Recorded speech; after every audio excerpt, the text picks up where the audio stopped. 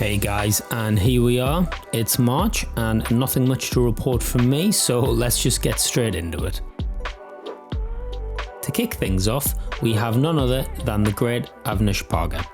In this tutorial, he takes us through how to create a really cool dynamic text effect.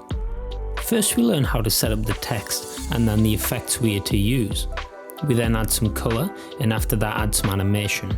We use a really cool expression on the property layer, and I'll certainly be using that in other projects. I've always liked the methodical approach Avnish has to building out his animations. Go on, check it out. The second video this month is by Cameron of Motion Science, and in this video, Cameron will be taking you through keying using an inbuilt plugin called Keylight.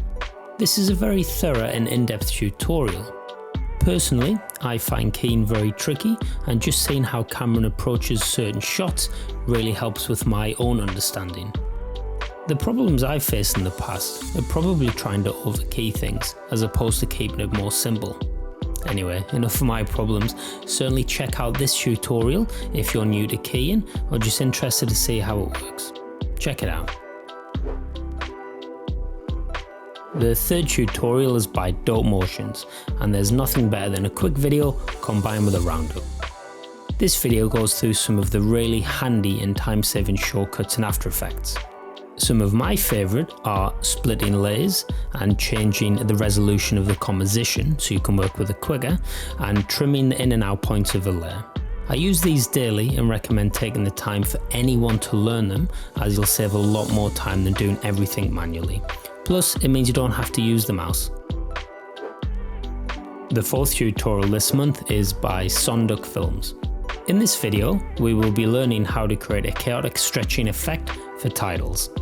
What's great about this is all of the different effects look amazing, and these can be reused in other projects too. Also, it's great to see how they put this all together and the thought that goes into it. Go on, check it out.